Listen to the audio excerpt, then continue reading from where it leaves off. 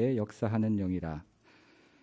전에는 우리도 다 그 가운데서 우리 육체의 욕심을 따라 지내며 육체와 마음에 원하는 것을 하여 다른 이들과 같이 본질상 진노의 자녀이었더니 긍휼이 풍성하신 하나님이 우리를 사랑하신 그 큰 사랑을 인하여 허물로 죽은 우리를 그리스도와 함께 살리셨고 너희는 은혜로 구원을 받은 것이라. 또 함께 일으키사 그리스도 예수 안에서 함께 하늘에 앉히시니 이는 그리스도 예수 안에서 우리에게 자비하심으로써 그 은혜의 지극히 풍성함을 오는 여러 세대에 나타내려 하심이라. 너희는 그 은혜에 의하여 믿음으로 말미암아 구원을 받았으니 이것은 너희에게서 난 것이 아니요 하나님의 선물이라. 행위에서 난 것이 아니니 이는 누구든지 자랑하지 못하게 하려 함이라. 우리는 그가 만드신 바라 그리스도 예수 안에서 선한 일을 위하여 지으심을 받은 자니 이 일은 하나님이 전에 예비하사 우리로 그 가운데에 행하게 하려 하심이니라. 아멘. 네, 계속 소개드렸던 것처럼 이번 부흥회는 하나님 특별한 또 강사님을 보내주셨는데요. 대구내일교회 이관영 목사님이십니다. 하나님의 말씀을 저희에게 하나님의 마음으로 이렇게 풀어주실 수 있는 아주 귀한 목사님이십니다. 나오실 때 저희가 큰 박수로 환영하겠습니다. 박수하겠습니다.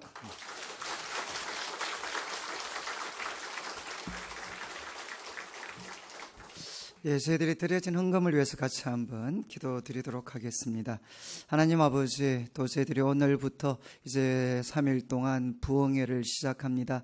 하나님께서 함께 해주시고 또 주님께서 주실 은혜를 사모하며 하나님 귀한 감사의 예물 또 간구의 예물 주님 앞에 올려드립니다. 하나님 부르짖는 우리 성도님들의 그 심령 가운데 주님께서 응답하시고 만족함을 더딥혀 주시옵소서.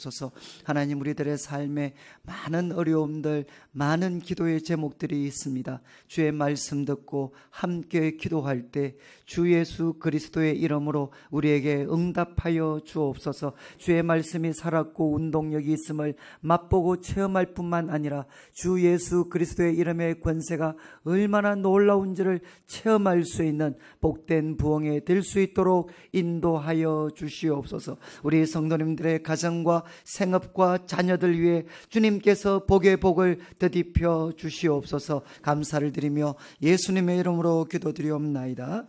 아멘. 예, 반갑습니다. 저는 그 대구에 이제 내일교회를 담임하고 있는 이관영 목사입니다. 제가 이렇게 앞에서 보니까 이제 찬양을 드리는 우리 성도님들 모습을 뵈니까 별로 설교가 필요 없는 것 같아요. 다 이렇게 이미 은혜를 다 받으신 것 같고 또 다 참 이렇게 열정적으로 이렇게 찬양을 참 드리시는 모습을 보니까 참 이렇게 감격스럽기도 하고 그렇습니다.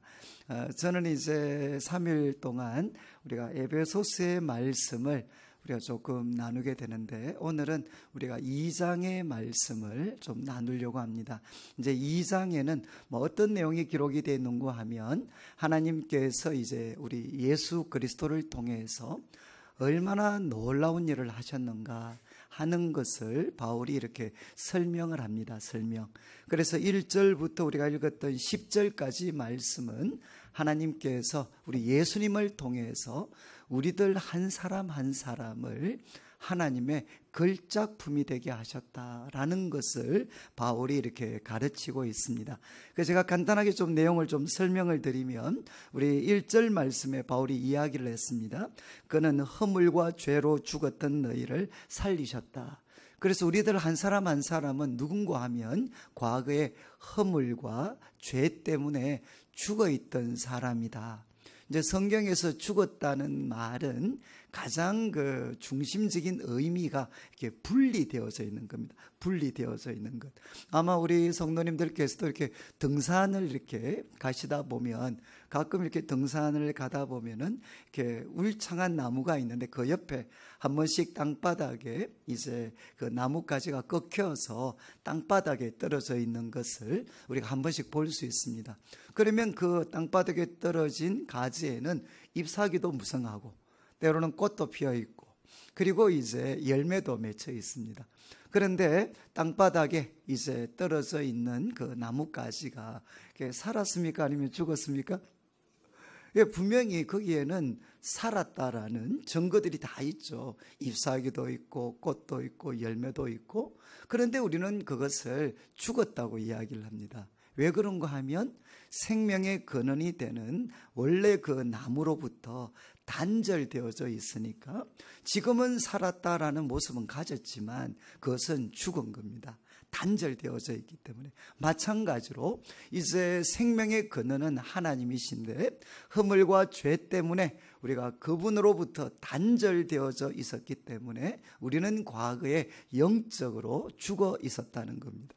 그리고 또 바울이 2절 말씀에 보면 그때 너희는 그 가운데서 행하여 이 세상 풍조를 따랐다. 그리고 또 공중의 권세 잡은 자를 따랐다. 곧 지금 불순종의 아들들 가운데 역사하는 영이다. 그리고 3절에 전에는 우리도 다 그 가운데에서 우리 육체의 욕심을 따라 지냈다. 육체와 마음이 원하는 것을 하였다. 여러분이 이제 2절과 3절에 계속 바울이 반복하는 표현이 뭔가 하면 따랐다, 따랐다, 따랐다. 우리는 과거에 이 세상 풍조를 따랐습니다. 이 풍조라는 것은 가치관입니다. 이 세상 사람들, 하나님을 알지 못하는 사람들이 살아가는 가치관, 그리고 삶의 방식을 우리는 따랐습니다. 그리고 또 이제 공중의 권세 잡은 자, 이제 설명을 했죠. 불순종의 아들들 가운데 역사하는 영이다. 그러니까 우리는 공중의 권세 잡은 자 마귀를 따랐습니다. 그러니까 이제 우리 부산에도 이렇게 유명한 절들이 많이 있잖아요. 부산도 우리 제가 있는 대구도 이 불교가 정말 만만치 않습니다. 대구에 큰 절들이 많이 있습니다. 동화사도 있고 뭐 파계사, 조금 더 가면 은혜사, 뭐 주위에 큰 절이 많이 있습니다. 그런데 이제 부산도 범어사를 비롯해서 뭐 큰 절들이 많이 있잖아요. 그러니까 이제 우리는 분명한 것은 뭔가 우리 주위에 많은 사람들을 보면 하나님을 알지 못하고 또 그 배후에 있는 지금 공중의 권세 잡은 자, 지금도 불순종의 아들들 가운데 역사하는 영, 우리는 마귀를 따라 지냈다. 그런데 여러분, 우리가 이렇게 마귀의 영향을 받으면 어떤 일이 생기겠습니까? 마귀의 영향을 받으면 소위 뭐 사람이 막 미치거나 이래야 되는 게 아니고, 마귀의 영향을 받으면 어떻게 되느냐? 하나님에 대해서 불순종을 하게 됩니다. 마귀가 하는 가장 주된 일이 뭔가 하면 하나님에 대해서, 그분의 말씀에 대해서 불순종하게 하죠. 그래서 바울이 이야기를 합니다. 우리는 과거에 이 세상 풍조를 따라 지냈고, 그리고 공중의 권세 잡은 자, 우리는 마귀를 따라 지냈습니다. 그리고 또 우리는 무엇을 따라 지냈느냐? 우리 육체의 욕심, 육체와 마음이 원하는 것을 우리는 따라 지냈다. 그러니까 다른 말로 하면 우리는 과거에 노예였다는 겁니다. 노예, 세 가지의 노예였다. 이 세상의 가치관의 노예였고, 공중의 권세 잡은 자 마귀의 노예였고, 그리고 세 번째 우리는 이제 육체의 욕심. 이 육체의 욕심에는 그냥 뭐 꼭 이렇게 성적이고 이런 것만 있는 게 아니라 육체와 마음이 원하는 것. 여기에는 학문이 들어갈 수도 있고 예술이 들어갈 수도 있고, 육체와 마음이 원하는 것에 우리는 노예가 되어서 지냈다는 겁니다. 그래서 3절 마지막에 보면 이렇게 되어 있습니다. 다른 이들과 같이 우리는 본질상 진노의 자녀였다. 본질상, 질 자체가 우리는 누구였느냐? 우리는 진노의 자녀였다는 것입니다. 여러분, 이게 이제 누구의 모습이냐? 우리가 하나님을 알기 전에 모든 인간, 모든 우리 인류의 모습이 바로 이러했다는 겁니다.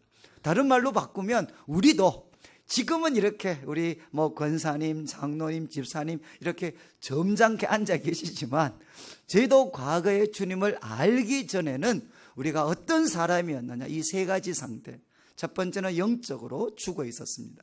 허물과 죄 때문에 우리는 하나님과 단절되어서 죽어 있었고, 우리는 노예였습니다. 세 가지의 노예였습니다.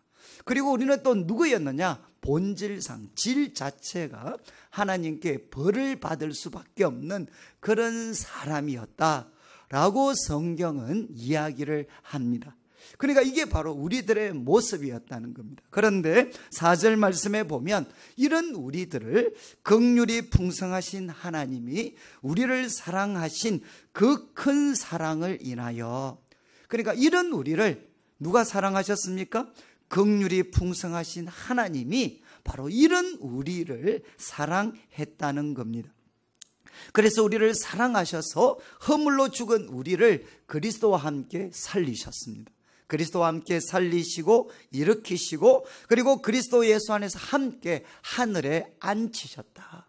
바로 우리 하나님, 또 그 우편에 우리 예수님이 계시는데 바로 그 하늘에 우리를 앉히셨다는 겁니다. 하나님의 자녀가 되는 그런 권세를 하나님께서 우리에게 예수님을 통해서 주셨습니다.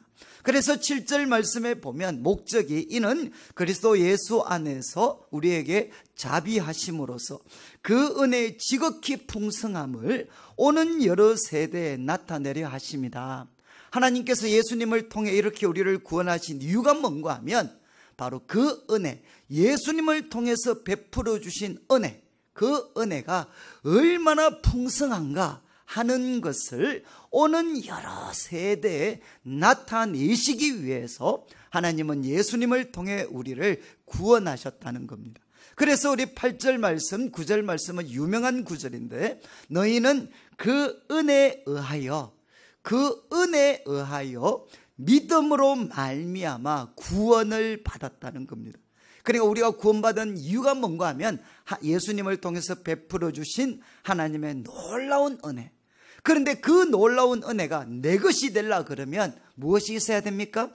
믿음이라는 파이프라인이 있어야 됩니다. 여러분, 이제 만약 우리가 수도물을 생각을 하면 낙동강 물이 있습니다. 이게 이제 우리가 은혜라고 생각하면 되죠. 그런데 이 낙동강 물이 우리 집에 들으려면 뭐가 있어야 됩니까? 수도관이 있어야 되잖아요. 그것처럼 하나님께서 예수님을 통해 베풀어 주신 놀라운 은혜가 있는데, 그 은혜가 내 것이 되게 하는 통로가 뭐냐? 바로 믿음입니다. 믿음. 그래서 그 은혜를 인하여 우리는 믿음으로 말미암아 구원을 받았습니다. 그 다음 보십시오. 이것은 너희에게서 난 것이 아니다. 이것은 하나님의 선물이다. 또 행위에서 난 것도 아니다. 그러면서 이렇게 이야기했습니다. 이는 누구든지 자랑하지 못하게 함이라. 하나님께서 우리를 구원하실 때 그 은혜를 인하여 믿음으로 말미암아 구원을 했습니다. 이것은 너희에게서 난 것이 아니다. 하나님의 선물이고 행위에서 난 것도 아니다. 이유는 자랑하지 못하게 하려 합니다. 그래서 여러분, 예수님을 믿는 사람들, 예수님을 통해 구원받은 사람들이 절대 해서 안 되는 게 있습니다. 그게 뭐죠? 여기 보니까 뭘 하면 안 된다고 했습니까? 이는 누구든지 자랑하지 못하게 하려 하십니다. 여러분이 이제 교회가 이렇게 여러 가지 문제가 생길 때 뭐 때문에 문제가 생길까요? 다 자랑 때문에 문제가 생깁니다. 만약에 구역 예배 드리는데 대부분 구역에 모이시는 분들은 이 남편 때문에 막 속이 썩어서 죽겠는데, 그런데 어떤 여자분이, 거의 푼수에 가까운 여자분이 뭐 이런 말씀을 하시는 거죠. 아, 나한테 고민이 있는데 그 고민은 우리 남편이 나밖에 모르고 나한테 모든 사랑과 이거를 쏟아줘서 남편이 나한테 너무 잘하는 게 고민이다. 그러면 어떻게 될까요? 그 자랑하는 순간 남편 때문에 속 썩고 있는 대부분의 분들과 이 한 사람 사이에는 누구도 허물 수 없는 벽이 생겨버립니다. 그렇지 않나요? 또 이제 뭐 남편 자랑 거의 하시는 분이 없지만 또 뭡니까? 자식들 때문에 속 다 썩고 있는데 또 한 분이 푼수같이 말이죠. 예?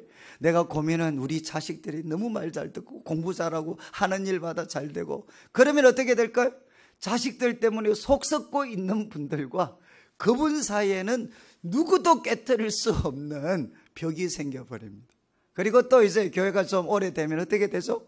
또 뭘 자랑합니까? 내가 누군지 아냐?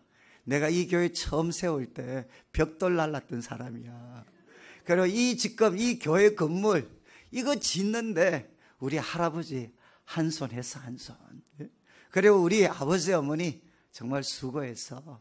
이러면 어떻게 되죠? 자랑하는 순간 교회는 여러 가지 많은 문제들이 생겨요. 여러분, 지금 교회의 문제는 사실 좀 제가 오늘 나중에 말씀드릴 텐데, 이 세상을 불행하게 만드는 가장 근본적인 원인이 뭐냐? 그것은 자랑에 있습니다. 자랑. 그리고 하나님께서 왜 예수님을 통해서 은혜로 우리에게 은혜로 우리가 구원받게 하셨느냐? 이유는 뭔가 하면 자랑하지 못하게 하려. 자랑하지 못하게. 이 세상의 모든 불행, 미움, 다툼, 정오, 이 모든 문제의 뿌리에는 뭐가 있는가 하면 이 자랑이 있습니다. 자랑. 그래서 예수님이 말씀하셨습니다. 그 은혜를 인하여 믿음으로 구원받은 사람들은 무엇을 하면 안 되나? 그것은 바로 자랑입니다. 자랑. 그런 다음에 10절 말씀을 보면 바울이 이야기하죠. 이제 우리는 그가 만드신 바다. 우리는 과거에 누구였느냐? 영적으로는 죽어 있었고, 그리고 또 세 가지의 노예가 되어 있었고, 우리는 본질상 진노의 자녀였습니다. 그런데 하나님께서 예수님을 통해서 그분이 십자가에 죽으시고 부활하시고 성천하심으로 말미암아 우리가 예수님을 믿을 때 어떻게 됐죠? 예수님과 연합되어졌습니다.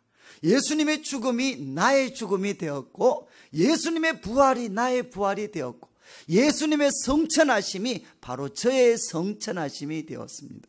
그래서 바울이 이야기합니다. 우리는 그 은혜를 인하여 믿음으로 구원받아서 우리는 뭐가 됐느냐? 우리는 그가 만드신 바가 되었다. 다른 말로 하면 우리는 뭐냐? 우리는 하나님의 작품이라는 거예요. 하나님의 작품. 믿으시나요? 한번 따라해 보시겠습니다. 나는 하나님의 작품이다. 근데 혹시 이렇게는 어떻게 될까요? 나는 하나님의 제품이다. 여러분, 제품하고 작품하고 차이를 아시겠어요? 우리는 하나님의 제품일까요? 아니면 작품일까요? 여러분, 제품은 뭐죠? 제품은 똑같은 게 너무 많아요. 그렇지 않습니까? 제품은 똑같아요. 공장에서 대량 생산을 합니다. 그리고 거기에는 뭐가 있죠? 소위 등급이 있습니다. 등급. 그런데 작품은 어떻게 되죠? 작품은 하나밖에 없어요. 하나밖에 없고 거기에는 소위 등급을 매길 수가 없어요. 저는 이제 미술을 전혀 못합니다. 저는 원래 이제 전공이 물리학이었고, 저는 수학을 정말 좋아했습니다. 그런데 이제 저는 이게 미술과는 전혀 상관이 없는 뭐 그런 사람이었어요. 그런데 제가 연애할 때 집사님이 워낙 바가지를 긁어서 이제 뭐 재미 하나도 없는 이제 미술관에 한번 갔습니다. 미술관에 가니까 이제 뭐 이상한 작품들 전시를 쭉 해놓았잖아요. 뭐 다 무슨 말인지도 모르겠고 그림 봐도 다 장난친 것 같고.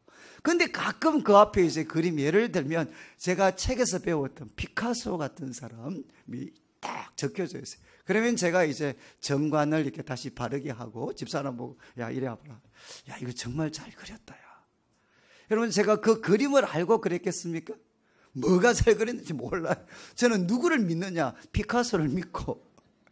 그러니까 이제 저는 이해가 안 돼도 이 대가가 그렸을 때는 이유가 있습니다. 그래서 저는 이제 그분을 믿으면서 저는 뭐라고 하느냐? 야, 정말 잘 그렸다. 뭐 이렇게 제가 이야기를 하죠. 여러분, 만약에 우리가 미술관에 우리들 한 사람 한 사람이 이렇게 미술 작품으로 거기 한번 붙어 있다고 생각해 보십시오. 그래, 우리 한 사람 한 사람이 그분의 작품이면 우리 작품 밑에는 이름이 뭐가 적혀져 있겠습니까?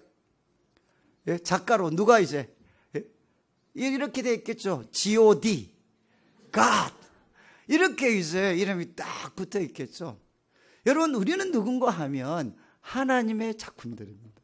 그러니까 하나님의 작품들일 때는 어떻게 봐야 됩니까? 옆에 있는 분 보시니까 이해가 잘 되십니까? 이해가 이렇게 잘 되셔요? 잘 안 되시죠.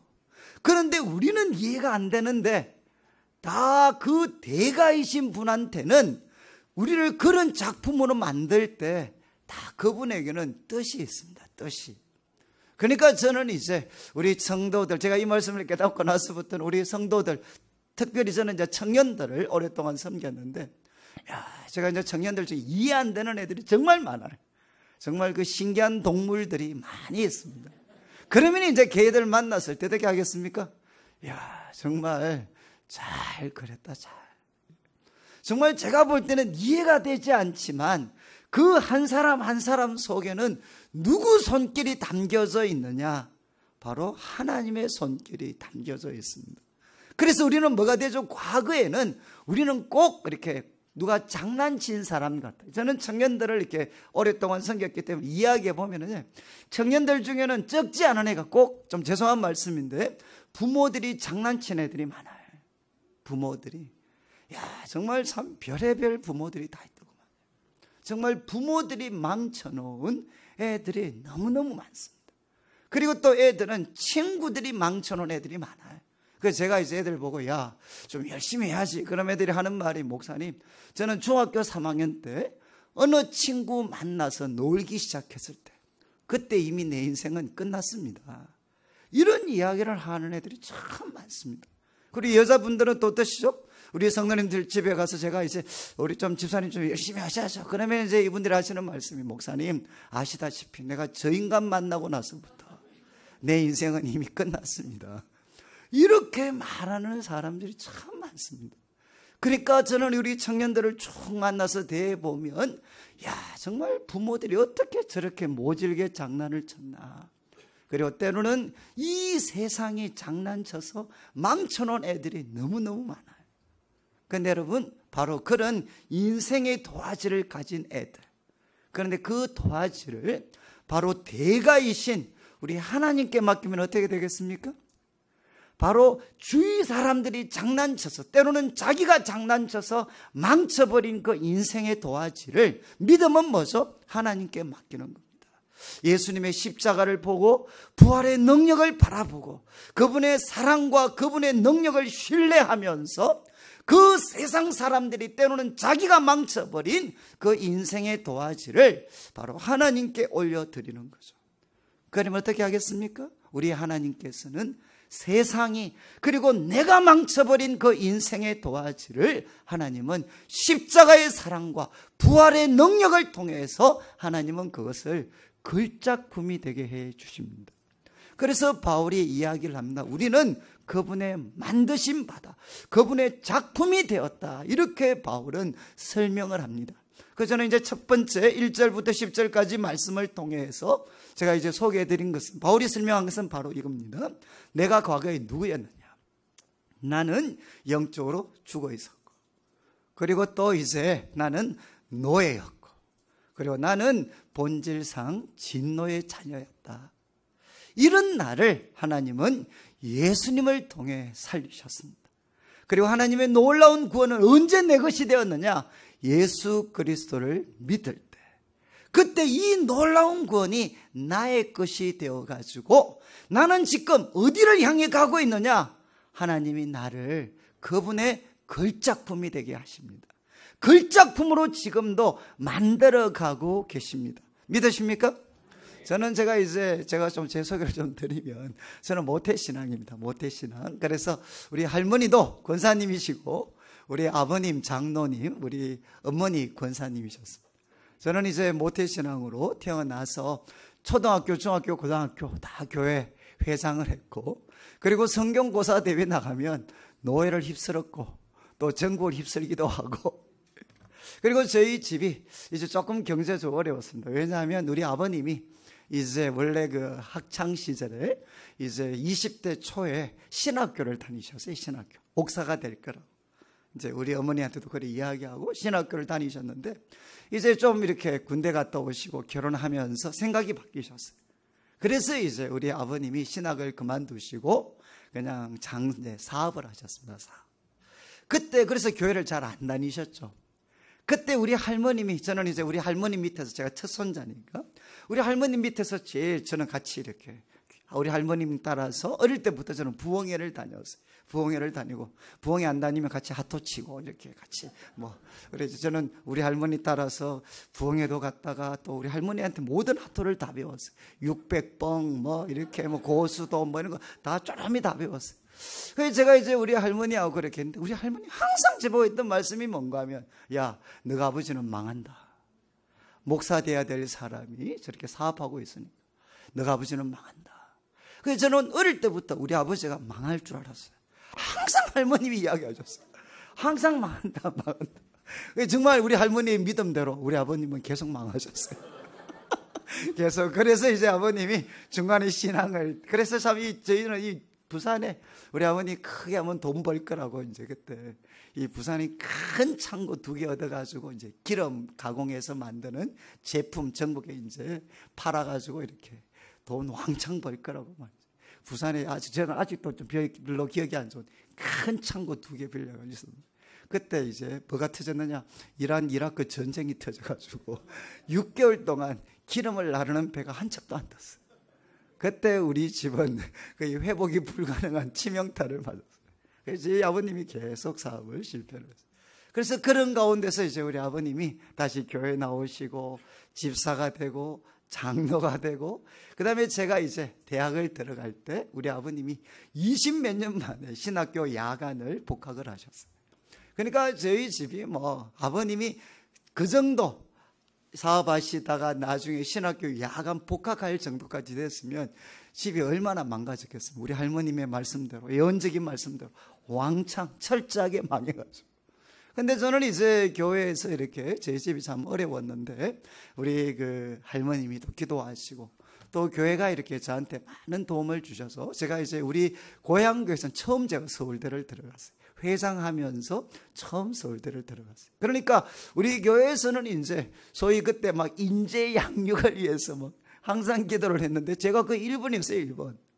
그리고 제 학비를 제 초등학교 우리 교회에 초등학교 교사 선생님이 계셨어요. 제가 이렇게 몇 학년인지 기억이 나지 않는데 어느 한 집사님이 제 초등학교 담임 선생님이 되셨는데, 제가 대학을 갔을 때 그분이 이제 저희 아버님 찾아와서 자기가 시골에서 올라왔을 때 자기가 꼭 돈을 벌면 꼭 이렇게 교회 속에서 어떤 그 어려운 사람들 꼭 돕겠다고 자기 결심을 했는데, 자기가 이제 처음 시골에서 올라왔을 때 제가 맡았던 학생이었던 학생.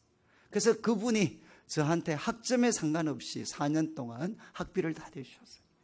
그러니까 저는 이제 소위 말해서 이렇게 교회 속에서 자랐고 모범생이었고, 그리고 또 우리 뭐 정말 수많은 은혜를 저는 입었던 그런 사람이었습니다.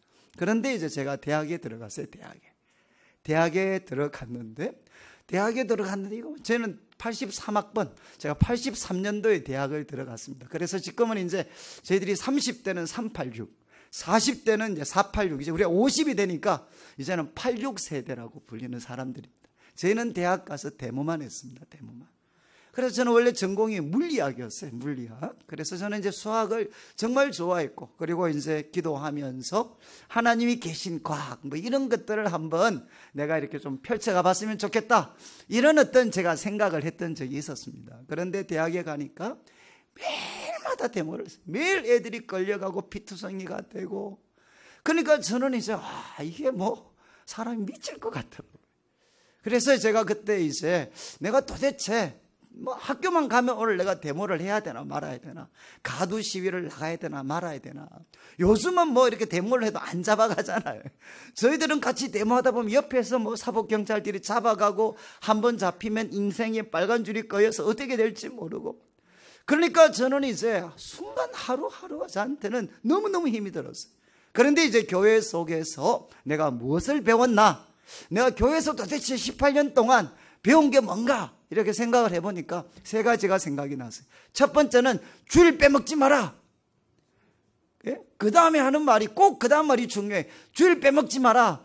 빼먹으면 다친다. 꼭 이렇게 강조하셨어요. 그래서 제가 대학 가서 주일 한번 빼먹어 봤어요. 근데 제가 그날 얼굴을 갈아붙였어요. 그래서 제가 이 말씀은 진리구나. 그래서 주일 빼먹으면 다치는구나. 제가 몸으로 체험을 했어요. 그리고 2번째 또 뭐겠습니까? 헌금 떼먹지 마라. 그 다음 또 결론은 똑같았어요. 다친다. 이것도 빼먹어 봤는데 별로 뒤끝이 안 좋아요. 그리고 이제 3번째는 술하고 담배를 하지 마라. 그런데 제가 18년 동안 정말 저 교회 열심히 다니고 성경고사 대회에 나가서 저도 뭐 노예와 뭐 휩쓸었던 사람이, 저 정말 성경 공부 열심히 했고 교회를 위해서 최소한 고등학교 졸업할 때까지 정말 저만큼 열성당원도 많지 않았습니다. 그런데 내가 18년 동안 그렇게 열심히 해서 꼴랑 배운 게 3가지였어요. 주일 빼먹지 마라, 다친다. 헌금 떼먹지 마라, 다친다.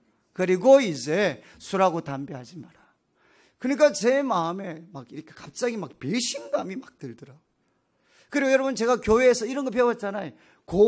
다윗이 죽인 거인 이름 골리앗. 뭐 이게 뭐가 중요해 지금? 아니 내가 지금 나는 오늘 하루 데모를 해야 되나 말아야 되나, 가두 시위를 가야 되나 말아야 되나, 이거 선택을 나는 해야 되는데, 이 선택을 어떻게 하느냐에 따라서 내 한평생이 달라질 수 있는데, 다윗이 돌 맞춰서 죽인 이름, 거인 이름 골리앗, 그게 하는 게 뭐가 중요해? 그리고 야곱의 마누라 4명 이름 라헬, 레아, 이게 뭐가 중요해? 그거 맞추면 옛날에 교회에서 상 받았어요. 근데 그거 마누라 4명 이름 안다고 해서 지금 내가 직면한 이 복잡하고 이 어려운 문제에 대해서 무슨 상관이 있어요? 무슨 상관이? 그러니까 정말 그때 저는 교회에 대해서 갑자기 막 배신감이 막 들었어요. 도대체 이 교회는 나한테 써먹을 수 있는 건 하나도 가르쳐 준 것 같지가 않아요. 그냥 헌금 떼먹지 마라, 주일 빼먹지 마라, 술하고 담배하지 마라. 그런데 내가 하루하루마다 순간순간마다 선택해야 될 문제들이 얼마나 많은데, 이 선택에 대해서 내가 어떻게 해야 되는지 교회에서 별로 배운 것 같지가 않아요. 아마 남자분들은 잘 아실 것 같아요. 특히 우리 청년들은 대학을 가거나 직장을 가면 직장에서 날마다 부딪히는 문제들이 있는데, 교회에서 한 번도 그 문제를 어떻게 해야 되는지 말씀을 통해 제대로 가르쳐 준 적이 별로 없었습니다. 그래서 저는 정말 그때 힘들었어요. 그런데 그때 이제 우리 누나, 어떤 사촌 누나 한 분이, 신앙이 좋은 분이 계셨는데, 그분이 저한테 네가 정말 어려우면 학교 기숙사에 이런 인상착의를 가진 분이 있는데 한번 찾아서 상담을 해봐라, 저한테 그런 이야기를 했어요. 그런데 기숙사에서 밥을 먹는데 제 부근에 정말 우리 사촌 누나가 이야기했던 그런 인상을 가지신 분이 한 분 밥을 먹고 계셨어요. 그래서 제가 이제 가서, 혹시 형님 누구 아닙니까? 그러니까 저를 처음 보는데, 그래 너 어떻게 아냐? 제가 누구 동생입니다. 그러니까 이제 그 형님, 그러냐 그러더라고요. 그래서 제가 다짜고짜 그냥 질문해서, 형님 제가 한 가지만 물어보겠습니다. 형님, 예수님을 믿는 사람이 데모를 해야 됩니까? 말아야 됩니까? 우리 시대의 고전적인 질문이었어요. 예수님을 믿는 사람이 데모를 해야 됩니까? 말아야 됩니까? 그러니까 그 선배가 저를 이렇게 막 뚫어지게 쳐다보더니만 갑자기 질문을 하셨어요. 나도 한 가지 물어보자. 야, 너 혹시 말고를 아느냐? 이렇게 질문을 하셨어요. 말고 아십니까? 말고. 아니면 말고. 그게 아니라 성경에 말고가 나와요. 말고. 누구죠? 이거는 성경 퀴즈입니다. 그러니까 베드로한테 귀 잘린 사람이잖아요. 누군지 아시겠죠? 이런 로마 병정들하고 유대인들이 와서 예수님 잡으려고 할 때 베드로 칼 딱 뽑아가지고 한 칼 했잖아요. 그때 귀 잘렸던 사람이 누군가 하면 말고였어요. 그래서 이거는 성경 퀴즈니까, 그 귀 잘린 사람 아닙니까? 그러니까 또 그거 아는구나. 그래서 또 두 번째 질문을 하셨어요. 그때 예수님 어떻게 하셨냐? 이것도 성경 퀴즈잖아요. 그래서 제가 그때 예수님이 그 길을 붙여주시면서 베드로를 꾸중하셨습니다. 검을 든 자는 검으로 망한다. 그렇게 꾸중하시면서 말고의 길을 붙여주셨습니다. 또 제가 성경 퀴즈니까 또 대답을 했어요. 그러니까 형님이 저를 보더니 너 그것도 아는구나. 그러면 됐네, 가봐. 이렇게 말씀을 하셨어요. 이런 좀 선문답 같지 않나요? 데모를 해야 됩니까? 말아야 됩니까? 이렇게 질문했는데 말고를 아냐. 귀 잘린 사람입니다. 그때 예수님 어떻게 하셨냐? 귀를 붙여주시면서 검을 든 자는 검으로 망한다. 이렇게 말씀하셨습니다. 그럼 가봐. 가보라니까 가야 되잖아요. 근데 제가 다시금 기숙사에 돌아오면서 정말 마음이 홀가분했어요. 우리 선배 이야기를 들을 때, 그때 만약에 예수님께서 내가 돌멩이를 들고 그 독재 정권을 향해서 돌멩이 던지는 것을 우리 예수님께서, 만약에 내가 돌멩이를 던지려고 하는 내 모습을 본다면 우리 예수님 뭐라고 말씀하실까? 뭐라고 말씀하시겠습니까? 야, 관영아, 돌멩이를 든 자는 돌멩이로 망하는 거야. 내려놔. 꼭 저한테 그렇게 말씀하시는 것 같았어요. 그러니까 그 이후에 제가 신학을 공부하고 하면서 조금 다른 해석도 가능할 수 있습니다. 그렇지만 그때는 대학교 1학년 때였어요. 그러니까 제 마음에 그냥 확신이 왔어요. 야, 예수님께서 만약에 내가 돌멩이를 드는 거 기뻐하셨다면 예수님이 베드로한테, 야, 베드로 역시 너밖에 없구나. 딴 애들 바라진 다 벌벌 떨고 있는데 역시 네가 칼을 빼들었구나. 이러면서 칭찬하셔야 되는데 예수님은 꾸중을 하셨어요. 여러분, 이 선문답과 같은 대답이 이제 제 삶을 이렇게 완전히 바꾸게 됐어요. 그때 제 마음에 어떤 확신이 주어졌느냐?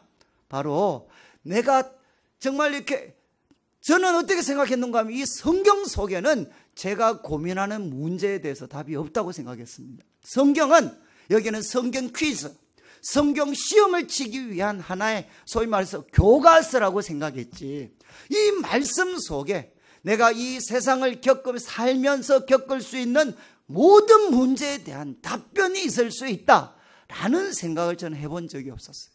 그런데 그때 이제 그 대화를 통해서 하나님 마음에 그런 확신을 주셨어요. 야, 네가 고민하는 문제에 대한 답이 성경에 있다는 거예요. 그래서 제가 그날 이제 기숙사에 돌아가서 성경 펴놓고 기도를 했어요. 하나님, 저 철저하게 세뇌당하겠습니다. 제가 성경 공부하면서 철저하게 세뇌당할 테니까 하나님 제 인생을 책임져 주십시오. 이렇게 제가 기도하고, 제가 대학교 1학년이 한 5월 달부터 정말 미친 듯이 성경을 봤습니다. 아마 제 평생에 그때만큼 성경을 많이 본 적은 없는 것 같고요. 그리고 그때 하나님께서 수많은 깨달음을 주셨어요, 저한테.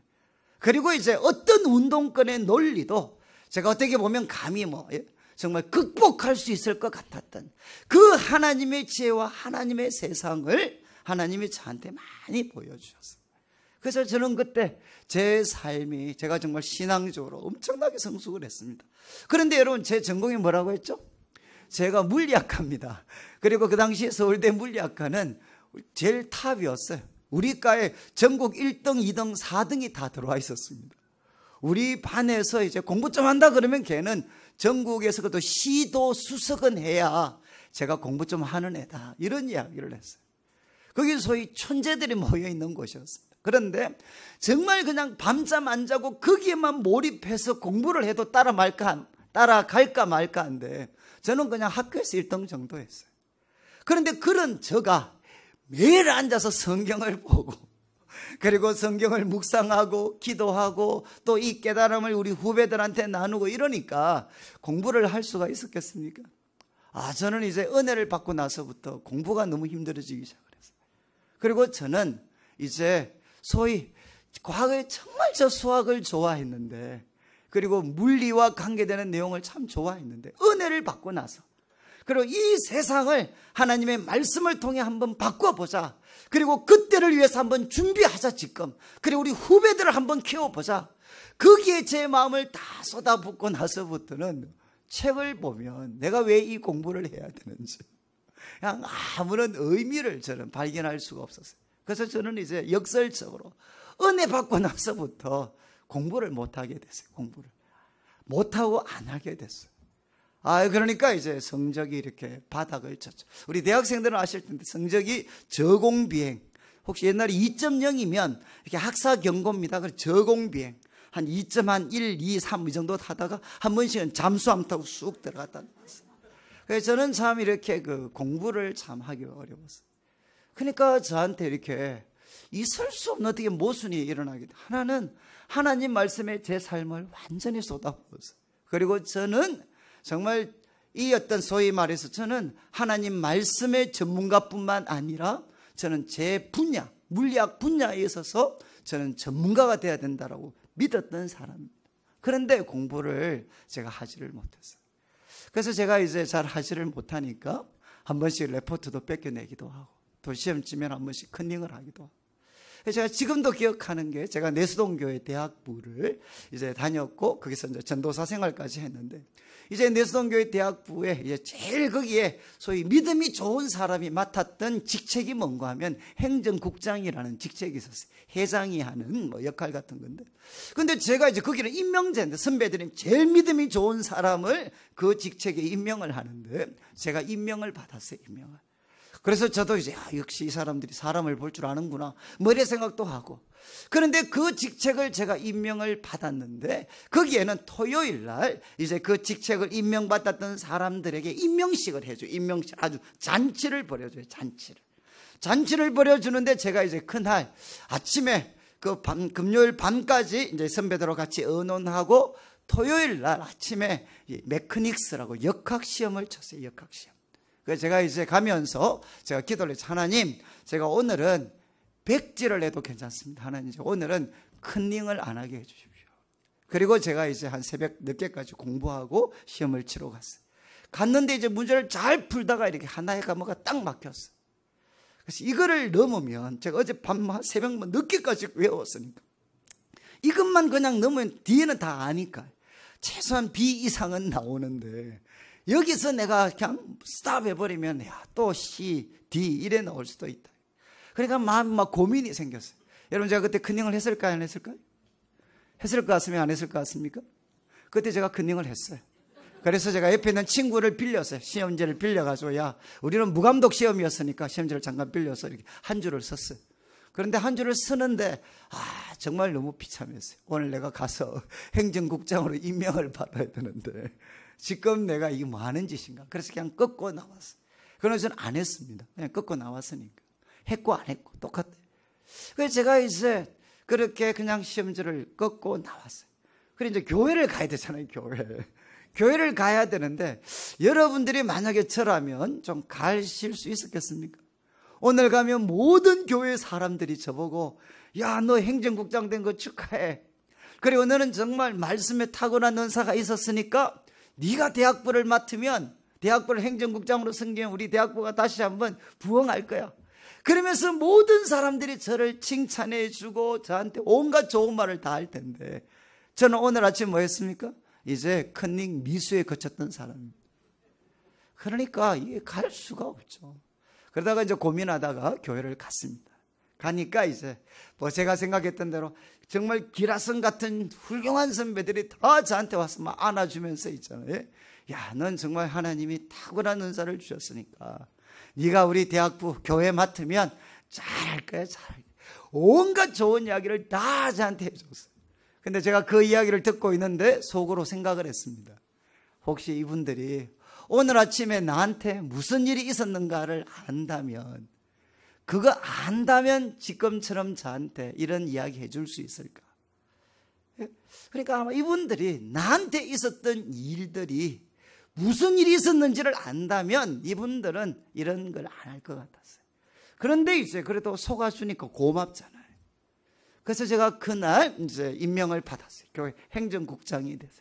모든 사람들의 축하와 격려 속에. 근데 그때부터 한 2주가 지나고 나서 제가 더 이상 제 내부적인 이 모순을 제가 감당을 못하겠더라고요. 한편으로는 정말 하나님 앞에 가장 헌신된 사람으로서 말씀에 내 자신을 완전히 드리고, 정말 또 하나님께서 교회와 민족을 새롭게 하는데 나를 사용해 주시고 우리 후배들을 사용해 달라고 모든 삶을 말씀에, 그리고 후배들을 가르치는 일에 쏟아부었어요. 정말 한쪽에서는 가장 거룩한 사람이었어요. 그런데 한쪽에서는 뭡니까? 그냥 안 믿는 사람들도 하지 않는 그런 컨닝 같은 이런 부정행위를 하는 사람이었어요. 나는 왜 이런가? 아니, 나 정말 열심히, 남들보다 더 말씀 열심히 읽고 더 열심히 기도하고 교회를 위해서 모든 것을 쏟아붓고 헌신하는데 왜 내 삶에는 그런 변화와 능력이 나타나지 않나?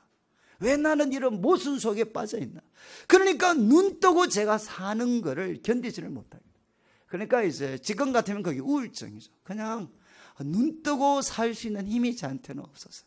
그래서 계속 잠만 잤어요. 그냥 잠자다가 또 눈 뜨면 인생은 사는 건 괴로운 거야. 빨리 자. 또 자고 또 자고. 한 3일을 자고 나니까 진짜 이게 미치는 거구나 하는 거를 제가 이렇게 느끼겠더라고요. 그래서 한 3일 정도 동안 그렇게 막 우울증에 시달리다가 그래도 이제 제가 그래도 한 2년, 그래도 제가 믿음의 훈련을 받았으니까 이제 제가 이렇게 기도를 했어요. 기도를 했는데 한 번은 미수에 그쳤어요. 잘 안 되더라고요. 근데 한 번은 제 옆에 책이 하나 있었습니다. 책이. 이제 경건서적이 있었는데 그 책을 펴니까 무슨 말이 적혀져 있었는가 하면 이런 말이 적혀져 있었습니다. 당신이 하나님을 기다린다고 생각하십니까? 아닙니다. 하나님이 당신을 기다리고 있습니다. 이런 말이 적혀져 있더라고요. 한번 보십시오. 당신이 하나님을 기다린다고 생각하십니까? 아닙니다. 하나님이 당신을 기다리고 있습니다. 이런 말이 적혀져 있었어요. 제가 바로 쓰레기통에 던져버렸어요. 하나님, 농담하지 마십시오. 저보다 더 하나님 기다린 사람이 있으면 나보라고 하십시오. 제가 지난 2년 동안, 그리고 최소한 고등학교 때부터 내가 하나님을 한번 인격적으로 만나보기 위해서 내가 얼마나 발부둥치고 얼마나 성경을 공부하고 얼마나 주님의 몸된 교회에 내가 충성을 했는데, 그렇게 내가 몸부림치고 노력해도 철저히 외면하셨는데, 아니 뭐 당신이 하나님을 기다린다고 생각하십니까? 아닙니다. 하나님이 당신을 기다리고 있습니다. 이런 말도 안 되는 소리 하지 마십시오. 그래서 제가 이제 던져버렸어요. 그래서 다시금 잠을 청했는데, 이제 그게 하나의 그 성령의 역사였겠죠. 잠을 이렇게 누워있는데 이 말이 머리에서 떠나지를 않았어요. 당신이 하나님을 기다린다고 생각하십니까? 아닙니다. 하나님이 당신을 기다리고 있습니다.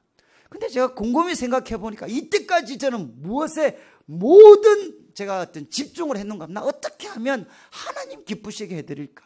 내가 어떻게 하면 하나님을 기쁘시게 해드릴 수 있을까? 저는 거기에 뭐 그냥 완전히 그냥 헌신을 했습니다. 그런데 제가 한 번도 생각을 못 해본 게 있어요. 그게 뭔가 하면, 나는 하나님을 기쁘시기 위해서 이렇게 노력하는데 그동안 그냥 하나님은 나를 위해 뭐 해주고 계셨나? 뭘 하고 계셨나? 저는 이 생각을 해본 적이 없었던 것 같아요. 항상 나는 내가 어떻게 하면 하나님 더 기쁘시게 해드릴 수 있을까? 이것은 생각을 했는데, 하나님이 그러면 나를 위해서 무엇을 해주고 계셨나? 이런 나를 위해서 뭘 해주고 계셨나? 이거는 생각해 본 적이 없었던 것 같았어요. 그래서 다시금 이제 그 책을 펼쳤습니다. 그 책을 펼쳐서 쭉 보는데 이제 성경 구절이 하나 나왔어요. 성경 구절. 제가 한번 그냥 읽어 드리겠는데, 이사야 63장에 제일 이렇게 그 마지막 장 한 17절 정도인데 제가 한번 읽어 드릴게요. 이사야 63장 17절.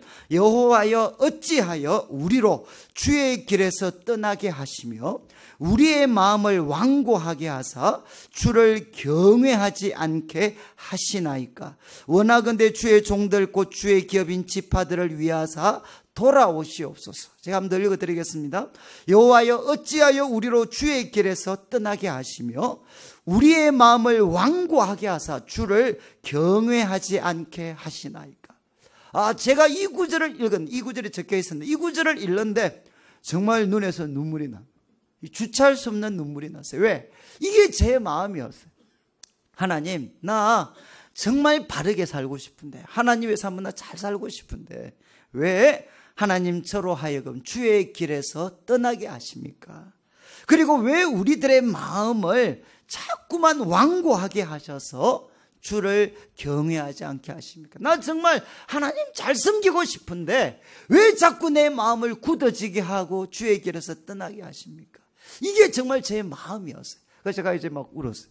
그러다가 바로 그 위에 구절인데, 제가 읽어드리는 16절인데 이런 말씀이 있습니다. 주는 우리 아버지시라. 아브라함은 우리를 모르고 이스라엘은 우리를 인정하지 아니할지라도 여호와여 주는 우리의 아버지시라. 옛날부터 주의 이름을 우리의 구속자라 하셨거늘. 이게 무슨 뜻인가 하면, 이사야 선지자가 지금 예루살렘 사람들을 보니까 너무 타락을 했어요. 그러니까 여러분, 아브라함이 꿈이 뭐죠? 후손들입니다. 후손들이 바로 복의 근원이 되는 겁니다. 그런데 그 후손들에게 모든 꿈을 꾸었던 그 아브라함이 지금 이스라엘 백성들의 모습을 보면 너무 타락했으니까 모른다고 할 거라는 겁니다. 그리고 이스라엘 야곱입니다. 야곱은 12지파의 조상이죠. 그러니까 똑같습니다. 야곱의 꿈도 뭐냐? 그 후손들이었어요. 그런데 그 야곱, 그 이스라엘이 지금 이스라엘 백성들의 모습을 보면 이거는 내가 꿈꾸던 후손들의 모습이 아니다. 그래서 인정하지 않을 거라는 거죠. 여러분, 제가 이제 이 말씀을 갖고 어떻게 기도를 했는가 하면요, 앞에 제가 말씀드렸듯이 하나님, 내 진짜 모습을 우리 부모님들이 안다면, 여러분 정말 우리 부모님은 저한테 모든 걸 거셨어요. 저는 정말 우리 부모님한테는 자랑스러운 아들이었어요. 우리 부모님이 모든 걸 저한테 거셨어요. 그런데 저한테 모든 것을 거셨던 우리 부모님들, 내 진짜 모습을 알면 모른다고 할 겁니다. 이거는 내가 아는 내 아들이 아니야. 내 아들 관영의 모습이 아니야. 내가 아는 관영의 모습은 이게 아니야. 그리고 또 나를 그렇게 사랑하는 우리 교회 선배들, 후배들, 친구들, 내 진짜 모습을 알면 그들은 나를 인정하지 않을 거라는 거예요. 하나님, 저 그렇습니다. 그러나 여기 있는 것처럼, 그러나 주님은 저의 아버지십니다. 우리 부모님은 나를 정말 부끄러워해서 인정하지 않고, 내 교회 친구들은 내 진짜 모습을 알면 부끄러워서 인정하지 않겠지만, 그러나 주님은 저의 아버지십니다. 제가 이 말씀을 붙잡고 그렇게 기도를 드렸어요. 그런데 그때 하나님께서 이제 제 인생을 바꾸는, 그때 하나님이 이제 저한테 찾아오셨어요. 뭐라고 말씀해 주셨나? 그래, 맞아. 너희 아버지는, 너희 부모는 너 진짜 모습을 알면 부끄러워할 거야. 그리고 또 너희 교회 친구들 내 진짜 모습을 알면 너 인정하지 아니할 거야. 그러나 나는 너를 부끄러워하지 않아. 정말 주님께서 저한테 생생하게 말씀해 주셨어요. 나는 너를 부끄러워하지 않아. 그때 저는 정말 이렇게 소위 거듭나게 됐어요. 모태신앙이었는데 그때 저는 우리 주님을 인격적으로 만나게 됐어요.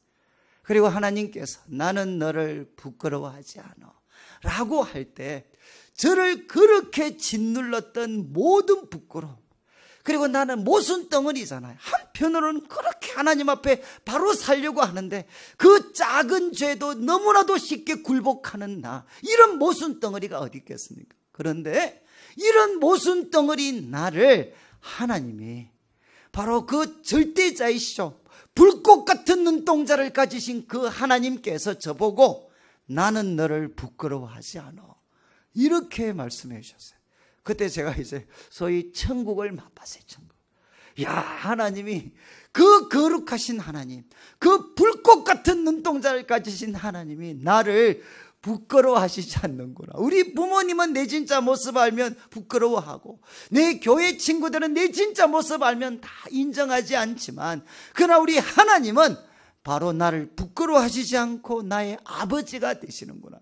정말 그날은 저한테 천국이었어요. 천국. 그런데 이제 재밌는 거는 하루는 완전 천국이었어요. 그런데 그날 이제 잠을 잤습니다. 잠을 자고 일어나니까, 그 다음날 아침에 일어나니까 약효가 떨어졌어요. 이 마음에 걷잡을 수 없는 이 질문이 막, 의심들이 막 일어나는 거예요. 야, 네가 어제 체험한 것은 그건 사실이 아니야. 생각해봐. 하나님은 거룩하신 하나님이시고, 그리고 그분은 불꽃 같은 눈동자를 가지시면서 너가 행한 모든 것을 알고 있는데, 그 거룩하신 하나님, 모든 것을 알고 계시는 하나님이 어떻게 모순덩어리 너를 부끄러워하지 않을 수가 있냐? 이거는 말이 안 돼. 그렇지 않나요? 그 거룩하신 하나님이 어떻게 모순덩어리인 저를 부끄러워하시지 않을 수가 있습니까? 그래서 제가 막 너무 괴로워서 하나님께 기도를 드렸어요. 하나님, 제가 이렇게 표현, 하나님, 사랑 때문에 거룩을 포기하셨습니까?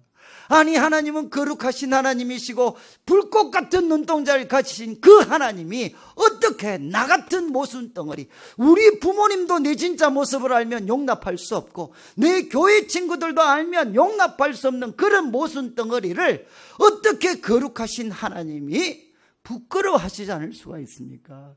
사랑 때문에 거룩을 포기하셨습니까? 제가 그렇게 이제 질문을 드렸어요. 근데 그때 하나님께서 정말 저한테 답변을 주셨어요. 꼭 이렇게 말씀하시는 것 같았습니다. 이 바보 같은 놈아, 그것도 모르냐. 그러면서 이렇게 한마디로 저한테 해주셨어요. 야, 임마, 내가 너를 부끄러워하지 않는 이유가 뭐냐? 나는 그리스도를 통해서 너를 보고 있어. 딱 한마디 해주셨어요. 왜 내가 너를 부끄러워하지 않느냐? 나는 너를 볼 때 그리스도를 통해서 너를 보고 있어. 이렇게 말씀해 주셨어요. 그래서 제가 그때 너무 충격을 받았어요. 내가, 하나님이 나를 부끄러워하지 않는 이유가 뭐냐?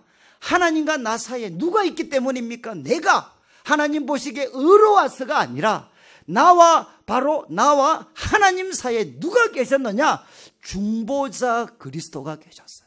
이 땅에서 하나님 앞에 완벽한 의로움의 삶을 사셨고, 그리고 우리들의 죄를 대신 짊어지시고 십자가에 펴려 죽으셨고, 우리의 대표, 우리의 머리가 되어주신 예수님이 바로 하나님과 저 사이에 계셨어요.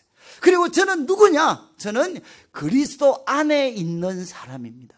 여러분, 바울이 그의 서신에서 가장 많이 사용했던 표현이 뭔가 하면 그리스도 안에서라는 표현입니다. 그러니까 나는 누구냐? 나는 그리스도 안에 있는 사람이죠. 그래서 하나님이 저를 볼 때 만약에 저를 다이렉트로 저만 본다면 이 죽일 놈이죠. 여기 있는 것처럼 정말 영적으로 죽었고 노예였고 본질상 진노의 자녀였지만, 그러나 저 사이에 누가 계시느냐? 중보자 그리스도가 계시고, 나는 그리스도 안에 있으니까 하나님이 나를 보시면 누가 보입니까? 모순덩어리 내가 보이는 게 아니라 저를 둘러싸고 계시는 중보자, 바로 예수님이 저를 보면 항상 예수님을 통해서 저를 보는 거죠. 그러니까 어떻게 됩니까? 저를 둘러싸고 계시는 이 예수님 때문에 하나님은 나를 부끄러워하지 않고 의롭다 여기시고, 그리고 저에게 말씀하시죠. 너는 예수님에게 전해주신 말씀처럼 너는 내 사랑하는 아들이다. 그리고 나는 너를 기뻐한다. 이유가 뭐죠? 내가 완벽하게 의로운 삶을 살아서가 아니라 나는 모순덩어리이지만 바로 이 모순덩어리를 예수님께서 둘러싸고 계셨어요. 그래서 이 예수님을 통해서 나를 보고 계시니까 하나님은 예수님 때문에 저를 부끄러워하시지 않는 거죠. 저는 그때 태어나면서, 좀 과장해서 태어나면서부터 들었던 주님의 십자가가 저하고 무슨 상관이 있는지 저는 그때서야 알게 됐어요. 바로 예수님이 하나님과 나 사이에 계시고, 그리고 나는 예수님 안에 있는 사람이구나. 그리고 하나님은 언제나 이 예수님을 통해서 저를 보고 있으니까 바로 하나님은 이 예수님 때문에 나를 부끄러워하시지 않고 너는 내 사랑하는 아들이다, 내가 너를 기뻐한다, 이렇게 말씀하시는구나. 저는 그때 이제 복음을 제가 깨닫게 됐어요. 근데 제가 이제 그 후로 여러분 얼마나 또 많은 시행착오를 겪었겠습니까? 많은 실패도 했고, 많은 잘못도 범하고, 많은 무능력, 좌절, 정말 많은 걸 맛봤지만, 그래서 제가 이제 그러면 제가 기도를 합니다. 하나님 저 이런 모습인데, 저 이런 사람인데 하나님 저 부끄럽지 않습니까? 하나님 저가 부끄럽지 않습니까? 이렇게 제가 물어요. 그러면 하나님께서 꼭 이렇게 답변하시는 거예요. 그럼 나도 한 가지 물어보자. 나도 너 그리스도 안에 있냐? 너 그리스도 안에 있니? 이렇게 물어보셔요. 그러면 제가 대답을 하죠. 하나님, 나 딴 거는 몰라도 내 삶이 개판이고 내 삶이 엉망진창이 되었다 할지라도 내가 부인할 수 없는 거 있습니다. 그건 뭔가 하면 저 예수님을 믿습니다. 저를 위해서 십자가에 피 흘려 죽으신 예수님, 3일 만에 부활하신 예수님, 그리고 지금도 아버지 보좌 우편에서 만왕의 왕 만주의 주님으로 앉아 계시고 역사와 만물을 다스리고 계시는 예수님이 바로 제 삶의 구세주와 주인이고, 나는 당신을 믿고 있고 나는 그리스도 안에 있는 사람입니다. 이거는 저 부인할 수 없습니다. 저 그리스도 안에 있습니다. 이렇게 제가 답변해. 그러면 하나님께서 뭐라고 말씀하시겠습니까? 언제나 똑같은 말씀을 주셨어요. 나는 그리스도 안에 있는 너를 부끄러워하지 않아. 그러면 제 마음속에 있었던 모든 부끄러움, 실패, 좌절, 염려, 걱정, 두려움이 바로 이 예수 그리스도의 이름으로 사라지게 되는 거죠. 제가 오늘 이렇게 제 말씀을 드렸던 것은 다른 게 아닙니다. 저는 제 삶을, 지금 제가 목사로서 이제 교회와 성도님들을 섬기고 있지만, 저는 제가 젊은 날 하나님이 저에게 주신 최고의 은혜가 무엇인가 라고 묻는다면 저는 제가 얼마나 죄인인가 하는 것을 철저히 깨닫게 해주셨던 거예요. 저는 정말 가장 열심히 하나님의 말씀, 기도를 통해서 가장 거룩하게, 그리고 주님을 닮은 사람이 되어보려고 노력했던 바로 그 순간에도 얼마나 강한 모순과 죄악이 내 삶의 발목을 붙잡고 있는가 하는 것을 저는 뼈저리게 경험을 했죠. 여러분, 이것은 저만의 경험이 아닙니다. 이것은 바로 인간의 경험이죠. 바울이 로마서 7장에서 이야기하는 게 바로 이것입니다. 여러분, 내가 얼마나 죄인인가 하는 것을 언제 깨닫겠습니까? 언제 깨달을까요? 예수님 믿지 않고 방탕한 삶을 살았을 때, 그때 내가 죄인입니다 라는 걸 깨닫는 게 아닙니다. 그건 시작입니다. 내가 정말 얼마나 하나님 앞에서 철저한 죄인인가 하는 것은 내가 하나님 앞에서 바르게 살아보겠다, 말씀과 기도와 성령의 도우심을 통해서 내가 바르게 살아보겠다 결심한 그 순간부터 내가 얼마나 철저한 죄인인가 하는 것은 그때 깨닫게 됩니다. 그래서 제가 이제 존경하는 선배님 그런 이야기 하셨어요. 우리가 처음 예수님을 믿을 때는 나는 한 2,000가지 정도 죄인이었어요. 2,000가지 정도. 그런데 이제 내가 하나님 말씀의 뜻대로 살아보려고 몸부림치면 마침내 내가 몇 가지 죄인인 것을 아느냐? 그분이 이야기했어요. 우리가 몇 천 가지 죄인이냐? 우리는 9천조 570억 가지 죄인이다. 이렇게 말씀을 하셨어요. 9천조 570억 까지 죄인이다. 여러분, 저는 참 이 대답이 맞다고 생각을 합니다. 여러분, 제가 왜 오늘 이렇게 이런 말씀을 드리느냐? 저는 모태신앙으로 자라서 청년 시절에 참 말씀을 가지고 기도를 가지고 실험도 했고 우리 후배들 가르쳤고, 그리고 저 정말 가난하고 어려운 사람들 도와보려고 이제 난지도라는 그 당시 서울에 쓰레기 매립지가 있었습니다. 정말 거기 가서 소위 빈민 사역도 했고, 그리고 우리 대학생들 가운데 우리가 참 이렇게 주님의 말씀을 통해 세상을 바르게 한번 개혁해 보려고 했던 애들과 같이 오랜 시간도 보내고, 그리고 저도 이제 고향인 대구에 와서 워낙 대구가 욕을 많이 얻어먹고 있으니까 우리 후배들 제가 조금이라도 도움이 되고 싶어서 저도 이제 대구 와서 지금까지 교회를 섬기고 있습니다. 그런데 여러분, 제가 섬기면서 한국교회 목회자들도 그렇고 성도들도 그렇고 결국 모든 문제의 중심은 뭐가 있겠습니까? 우리가 과거에 얼마나 죄인이었는지, 우리가 과거에 얼마나 철저한 죄인이었는지 하는 것을 우리가 잊어버린 거죠. 그리고 여러분, 바로 우리를 구원한 것은 바울이 이야기했잖아요. 우리의 행위가 아닙니다. 너희가 구원받은 건 너희에게서 난 것도 아닙니다. 우리가 조상적부터 물려받아서 우리가 가지게 된 무언가가 우리를 거룩하게 하나님 앞에 우리를 구원받게 한 것이 아닙니다. 그리고 우리가 했던 어떤 행위와 수고가 바로 우리를 구원으로 이끈 것도 아닙니다. 우리가 구원받은 것은 이유가 뭐죠? 그 은혜를 인하여 우리는 믿음으로 말미암아 구원을 받았습니다. 여러분, 그런데 교회 속에 바로 이런 은혜의 감격이 우리들 가운데 사라져 버린 거죠. 그러니까 어떻게 되느냐? 만나면 정말 사람들 마음에 상처를 줄 수밖에 없고 좌절감을 줄 수밖에 없는 그런 자랑거리로 입만 열면 자랑거리, 입만 열면 내 자식이 어떻고 내가 과거의 교회를 어떻게 섬겼고 그리고 내가 누구고 그러니까 어떻게 되느냐? 교회 속에서 주님을 향한 주님의 그 지극히 큰 은혜, 그분의 지극히 큰 사랑을 나타내는 게 주님께서 우리를 예수님 통해 구원하신 목적인데, 그분의 지극히 큰 은혜를 자랑하고 증거하는 것이 아니라 우리가 가지고 있는 것, 우리가 했는 것, 그거 자랑하고 기뻐하다가 어떻게 됐습니까? 교회가 싸우고 은혜에 대한 감격, 성령의 충만함은 다 사라져버리고 교회는 수많은 다툼과 분쟁 속에 빠져있고 자기 자랑에 빠져있고, 그리고 세상에서 실패한 사람은 교회에 들어오지도 못해. 들어오는 순간 나고 잡니다. 여러분, 바울은 우리들에게 이야기했습니다. 여러분, 우리 그리스도인은 누군가? 우리 그리스도는 누군가 하면 우리는 압니다. 지금 아무리 우리가 하나님이 많은 은혜를 주셔서 아름다운 인격을 가지고 있고 복된 삶을 허락하셨다 할지라도 우리는 압니다. 내가 누구였는가? 우리는 과거에 허물과 죄로 죽었던 사람입니다.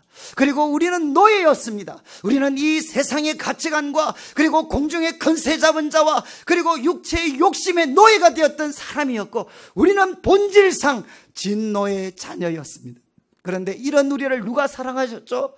하나님이 우리를 사랑하셨어요. 이런 우리를 하나님이 사랑하셔서 예수님을 주셔서 십자가에 못 박혀 죽으셨고, 그리고 3일 만에 부활하셨고, 그분은 하늘에 앉아 계십니다. 여러분, 우리가 예수님 믿을 때 그분의 십자가의 죽음이 내 죽음이 되어서 우리들의 모든 죄, 우리들의 모든 허물은 주님의 십자가에서 그분의 흘린 보혈에서 다 깨끗게 함을 받았습니다. 그리고 우리는 다시 살아났습니다. 그 부활의 능력, 우리가 과거에 누구였든지 간에 예수님을 다시 살리신 그 하나님의 능력이 지금 우리들 삶 가운데 역사하고 있습니다. 아무리 우리들의 삶이 만신창이로 떨어진다 할지라도, 우리 자녀들이 만신창이로 떨어진다 할지라도 그 부활하신 하나님의 능력이 우리를 살리실 수가 있습니다. 그리고 마침내 그분은 우리를 하늘에 앉히셔서 그분이 준비하신 영광과 권세를 누리게 할 것입니다. 그리고 교회는 먼저 그것을 맛보는 공동체입니다. 저는 우리 성도님들께서 이름도 우리 부산 사랑의 교회잖아요. 우리들 마음에 사랑이 회복되려면, 하나님을 향한 사랑이 회복되고 성도들을 향한 사랑이 회복되고 하나님을 알지 못하는 이 세상을 향한 사랑이 회복되려면 다시금 한번 우리들 마음속에 이 복음의 감격이 회복되어져야 합니다. 그래서 제가 한 가지만 더 말씀을 드리고 이제 여러분 다시 그 에베소서를 보시면은요, 에베소서 2장 11절부터 한번 보시면 좋겠습니다. 제가 간략하게 하고 제가 마치겠는데, 2장 11절을 보시면, 그러므로 생각하라. 너희는 그때 육체로 이방인이고 손으로 육체 행한 할례를 받은 무리라 칭하는 자들로부터 할례를 받지 않은 무리라 칭함을 받았고, 그때 너희는 그리스도 밖에 있었고 이스라엘 나라 밖에 있었고 약속의 언약들에 대하여 외인이고 세상에서 소망이 없고 하나님도 없는 자다. 이건 뭐겠습니까? 바울이 에베소 성도들을 보고 너희는 이방인이다. 이방인. 그러니까 하나님으로부터 소외되어 있었고 또 하나님의 백성 유대인들로부터도 너희는 소외되어 있던 사람이다. 이해하시겠습니까? 그래서 11절부터 13절까지 12절까지 말씀, 이걸 설명했어요. 이방인했던 에베소 성도들 보고 너희는 하나님으로부터 소외되어 있었고 하나님의 백성 이스라엘 유대인들로부터 소외되어 있었다. 그리고 13절을 보십시오. 그러나 이제는 전에 멀리 있던 너희가, 이것도 이중적입니다. 하나님으로부터 멀리 있고 하나님의 백성 이스라엘 백성들 유대인들과도 멀리 있던 너희가 어떻게 됐습니까? 그리스도 예수 안에서 그리스도의 피로 가까워졌다. 그리고 14절, 그는 우리의 화평이시다. 그분은 우리의 평화가 되신다. 그러면서 그 다음 잘 보십시오. 이 둘은 뭡니까? 유대인과 이방인입니다. 여러분, 그 당시에 유대인과 이방인은 철천지 원수였어요. 그래서 여러분, 어떤 사람이 유대 랍비한테 물었어요. 하나님 왜 이방인 만드셨습니까? 하나님 왜 저 이방인을 만드셨습니까? 답이 뭔 줄 아세요? 답 중에 하나가, 저는 사람이 이런 말을 할 수 있다는 게 놀라워요. 왜 이방인 만드셨습니까? 그러니까 랍비 중에 하나가 하는 말이, 하나님이 이방인을 만드신 이유는 지옥의 땔감을 삼으시기 위해서. 이해하시겠어요? 지옥불을 이렇게 온도를 맞추려면 땔감이 필요하잖아요. 그 땔감으로 삼으시려고 누구를 만드셨느냐? 이방인을 만들었다. 이렇게 이야기를 했어요. 그러니까 얼마나 유대인들이, 율법을 가지고 하나님의 선민이라고 자칭했던 유대인들이 얼마나 이방인들을 무시했는지 아시겠죠? 지옥의 땔감들입니다. 지옥의 땔감들. 그러니까 여러분, 이방인들은 얼마나 유대인들을 미워했겠습니까? 우리 한국은 별로 연구하지 않아요. 그런데 저도 외국에 한 5년 있는 동안, 여러분, 외국에는 20세기에 정말 풀리지 않는 질문 중에 하나가 뭐냐? 여러분, 어떻게 기독교 국가라고 불렸던 독일에서 유대인이라는 딱 한 가지 이유 때문에 600만 명을 죽였어요. 이거는 인류 역사상 전무후무한 일입니다. 여러분, 기독교 국가였던 독일에서 어떻게 유대인이라는 한 가지 이유 때문에 600만 명을 죽이겠습니까? 다른 말로 하면 그만큼 이 유럽 사람들이 이 유대인들에 대해서 분노하고 있었어요. 이거는 어떤 유럽의 역사들을 살피면 계속 반복되는 겁니다. 정말 유대인들을 완전 떼죽음 시키는 역사들이 계속 반복이 돼요. 왜 그렇게 이방인들이, 유럽 사람들이 유대인들을 미워했을까요? 다른 거 아닙니다. 자기만 하나님의 백성이라고 잘난 척해서 그래요. 이해하시겠어요? 그래서 유대인들과 이방인은 철천지 원수였고, 성경에 보면 막힌 담이 있어요. 예루살렘 성전에는 막힌 담이 있어서 이방인들이 이 담을 넘으면 이거는 바로 죽습니다. 막힌 담이 있어요. 성전에 더 이상 이방인들이 넘을 수 없는 건물이 있습니다. 지금 바울은 이것을 우리들에게 설명하자. 한번 보십시오.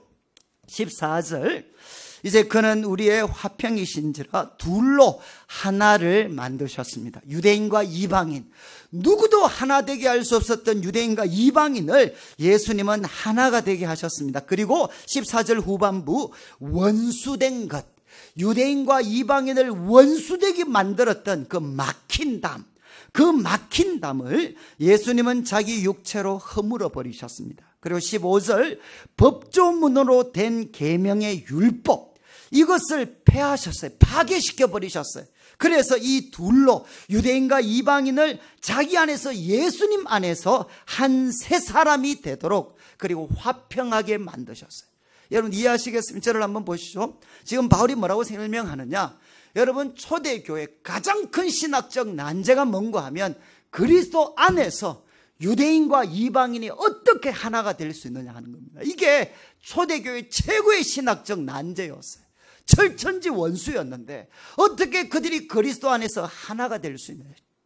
바울이 이야기합니다. 그리스도가 우리의 평화가 되신다. 그래서 이 그리스도께서 이 둘 사이를 원수되게 만든 것이 있습니다.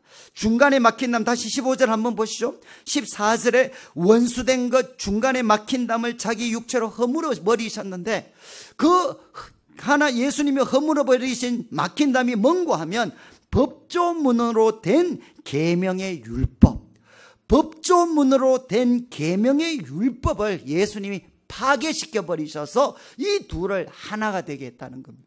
저를 보시면요, 여러분 유대인과 이방인을 철천지 원수가 되게 만드는 중간에 막힌 다음에 뭐라는 거죠? 뭐라는 겁니까? 바로 법조문으로 된 계명의 율법, 이게 막힌 담이 돼가지고 유대인과 이방인을 철천지 원수가 되겠다는, 다른 말로 하면 유대인과 이방인을 원수되게 만든 게 뭐냐? 하나님이 주신 율법이 원수되게 만들었다는. 여러분 이게 이해가 되셔요?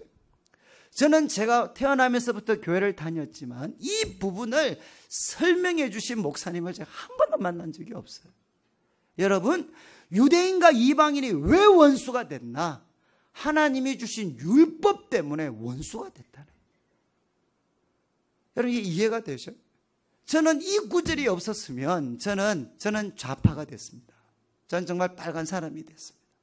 그런데 이 말씀이 소위 저를 이 막시즘에서부터 저를 건져주셨어요. 여러분 한번 보십시오. 여러분 유대인들이 한번 생각해 보십시오. 유대인들이 왜 그렇게 이방인들을 지옥의 땔감 짐승처럼 생각했을까요? 이유가 뭘까요? 이유는 딱 한 가지입니다. 이유는 뭐냐? 그들에게 율법이 없었기 때문입니다. 유대인들에게 구약을 보시면 하나님이 유대인들에게만 주신 최고의 귀한 선물이 뭐냐? 그것은 율법입니다. 여러분들 시편 119편 같은 거 한번 읽어보시죠. 얼마나 이스라엘 백성들이 이 율법을 사랑했는지 알 수가 있습니다. 이 율법은 하나님이 주신 최고의 선물이었어요. 그런데 그래서 하나님이 만드신 피조물이 바르게 살아가려면 꼭 있어야 되는 게 율법인데 이방인은 이 율법이 없어요. 그러면 율법이 없는 이방인, 인간은 이건 뭐죠? 짐승입니다. 이거는 지옥의 땔감밖에 되지 않아요. 그러니까 왜 유대인들이 이방인들을 그렇게 무시했나? 율법이 없었기 때문에. 인간을 인간답게 만들어줄 수 있는 가장 귀한 율법이 없었기 때문입니다. 그럼 반대로 이방인들은 왜 그렇게 유대인들을 미워했을까요? 말장난인데 딱 한 가지 때문이죠. 뭐 때문입니까? 가장 귀한 율법, 자기들만 있다고 자랑했기 때문에. 아시겠습니까? 가장 귀한 율법을 자기들만 가지고 있다고 자랑했으니까 이 꼬라지를 이방인들은 볼 수가 없는 거죠. 그래서 바울이 이야기한 것처럼 이 율법이 유대인과 이방인을 철천지 원수가 되게 만들었어요. 이해하시겠습니까? 유대인은 율법이 없다고 이방인들을 짐승 취급했고, 이방인들은 유대인들이 율법을 자기만 가졌다고 잘난 척하니까 그래서 결국은 철천지 원수가 됐습니다. 그런데 여러분 예수님께서 자기 육체로 이 막힌 담을 허물어 버리셨다는 거예요. 이해되셔요?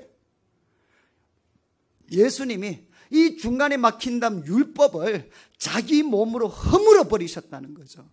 여러분 잘 보십시오. 유대인들이 예수님을 믿으려면 초대교회 우리 사도행전하고 똑같아. 여러분 그 당시 유대인들이 예수님을 믿으려면 꼭 한 가지 인정해야 돼. 그게 뭐겠습니까?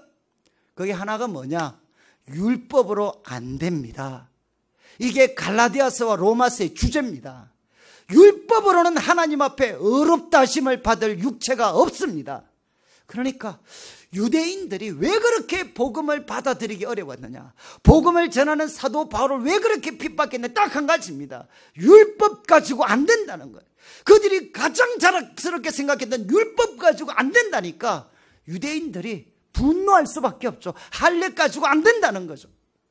여러분, 유대인들이 예수님을 믿으려면 이 한 가지를 인정해야 돼. 그렇지만 반대로 이방인 한번 보십시오. 이방인들이 예수님을 믿으려면 또 한 가지 받아들이셔야 돼. 뭘 받아들여야 되겠습니까? 율법이 없어도 괜찮아요.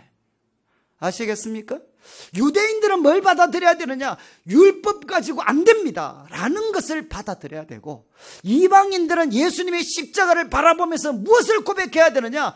율법이 없어도 괜찮아요, 예수님으로 충분합니다, 이것을 고백해야 됩니다. 그러니까 어떻게 되죠? 이제는 과거의 율법을 절대화시켰던 이방 유대인들도 누구를 자랑하느냐? 이제는 예수님을 자랑합니다. 그리고 율법이 없어서 소외되었던 그 이방인들도 이제는 누구를 자랑하느냐? 예수님으로 충분합니다. 그래서 유대인도 이방인도 누구를 자랑합니까? 예수님을 자랑하는 거죠. 그래서 어떻게 되느냐? 중간에 막힌 담이 예수님의 육체로 파괴되어져 버리는 거죠. 여러분, 이것이 이제 20세기에 오면 여러분 지금도 한국 사회 가장 큰 고통은 뭐냐? 내면의 적대감입니다. 가진 자들과 가지지 못한 사람, 요즘은 양극화라고 이야기하죠. 정말 가진 사람과 가지지 못한 사람 사이에 적대감이 있어요. 여러분 보십시오. 우리 돈을 한번 적용을 해볼 수 있습니다. 여러분, 20세기는 자본입니다. 자본. 그래서 여러분, 자본가와 그리고 돈이 없는 노동자 사이에는 20세기는 이야기했습니다. 언제 이 싸움이 끝이 날 수 있나? 여러분, 하나가 죽어야 돼.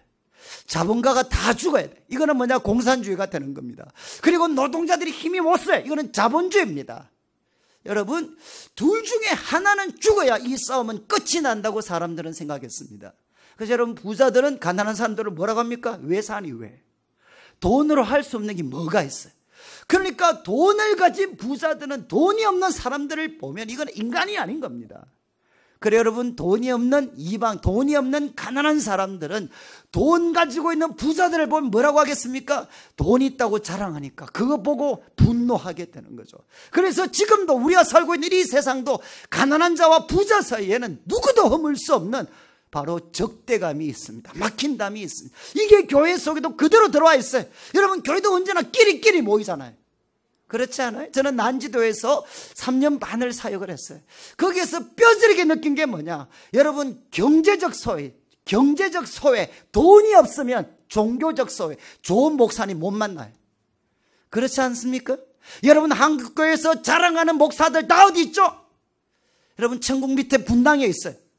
그리고 강남에 있어요. 대구가 여기 가도 수성, 해운대, 그리고 대구 같으면 수성구에 있어요. 여러분, 한국 사회가 돈에 굴복하고 있다는 거 뭐 보면 아느냐? 돈이 없으면 좋은 목사님도 못 만나요. 이게 뭐죠? 교회가 돈에 굴복하고 있다는 단적인 증거가 되죠. 여러분, 예수님은 어떻겠습니까? 가난한 갈릴리, 소외되었던 갈릴리부터 역사 있잖아요.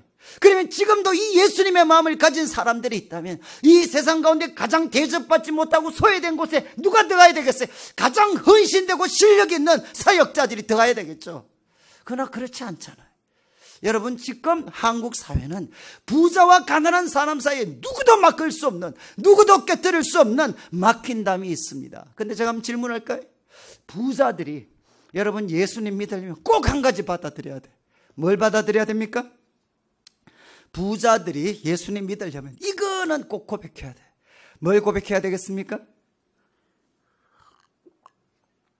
그래서 여러분들이 아마 다 유치부, 다 이렇게 좋은 유치부를 나왔을 거라고 생각하는데, 저희들이 어렸을 때 성경학교 때마다 불렀던 노래가 있습니다. 뭐가 있습니까?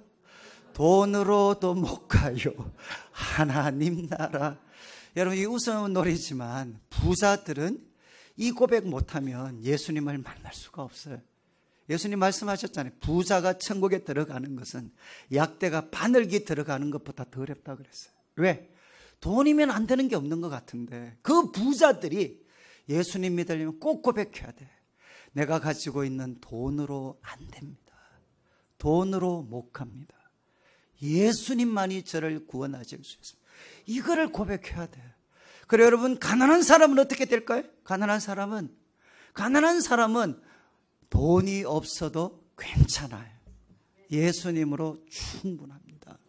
그러니까 교회는 어떤 곳이냐? 부자도 예수님을 자랑하고, 그리고 가난한 자도 예수님을 자랑하면서 어떻게 되느냐? 중간에 막힌 담이 허물어진 공동체입니다. 이런 돈만 그런 게 아니죠. 한국은, 여러분 이런 이야기 들으셨어요? 한국은 종교가 통일이 됐어요.